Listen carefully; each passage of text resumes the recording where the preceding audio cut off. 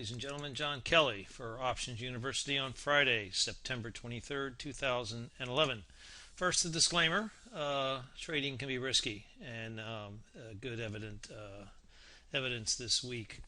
Although we made out extremely well with Doug Robertson's pre-earnings strategy, managed to walk away with a 33% profit in 4 days of trading.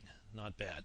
But let's see what's been going on for the week. The Fed announcement on Wednesday pretty much set the tone for the rest of the week. Significant downside risks to economic outlook was a sentence that was added. And the market didn't like it, sold off 200 points. And we went around the world. We got the Chicago PMI later our time that night.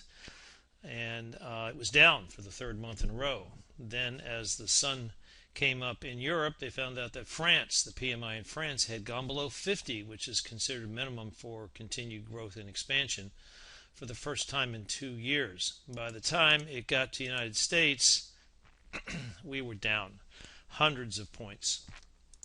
And the dollar was the last thing standing.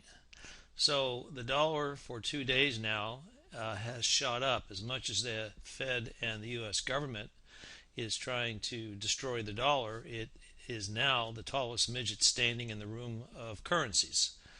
So we had that, and if you remember last week's E-mini and the stock market performance was 1, 2, 3, 4, 5 days straight up almost. It was a very good week. And then we hit the 2 days waiting for the Fed announcement this week after those 5 up days. And then we have plowed down ever since.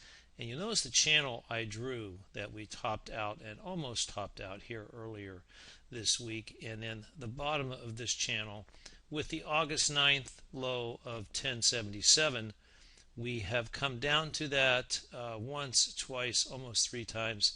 And we touched both times today and bounced off of it. That is significant. Possibly we will hold this channel.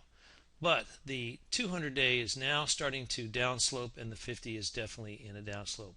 Let's take a look at this on a longer time frame to see where we might go from here. If we do not hold this channel, then of course we're looking at the 1077 from August the 9th, which would be a short move down, and then the next support level will come in at 1010, 1020 that was set in July of 2010.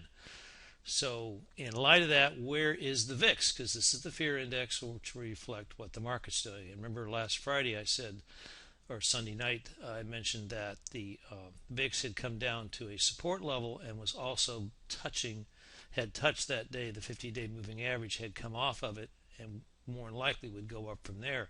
And indeed it has gone up. But as much as we have come down in 2 days, a tremendous amount, the VIX still has not come back up to the highs of the summer. So we have here more room to the upside, or like the E-mini and the market, we are in a channel and we're going to stay in this channel. So with that said, let's go on and look at the economic news and how the week finished up. Jobless claims were a little better than expected, nothing to write home about. It gets under 400,000, it gets better. But right now, the average weekly jobless claim is still moving up. Existing home sales, like the building permits, were an improvement and a surprise to the upside. The solar industry has really started to pull back. The European countries, with all their debt problems, have stopped subsidizing solar companies. First Solar announced that it will not make the deadline to get its federal loan guarantee. We're going to take a look at that chart in the gold member section. With China PMI down, with production down, Walter Energy and Alpha Natural Resources have cut their outlook for coal production for the rest of the year. Both those stocks went down accordingly. Although permits were up for home builders and they moved up on that news on Tuesday, J.P. Morgan still had a downgrade for KB Homes.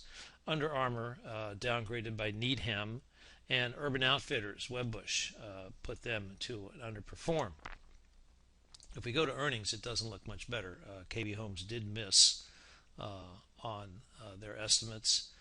Mosaic today also missed. CarMax a miss, and FedEx, although it beat slightly, it cut its outlook for the rest of the year. So, what are you going to do with this? How are we going to trade it? Apple, Amazon, AZO, Fast, GOG, Google, MasterCard, and First Solar. And we're going to talk about that in the gold member section, along with the three trades we had on for pre-earnings plays: Apple, Fast, and Google, and how they performed, and what are thoughts about getting back into them. See you in the gold member.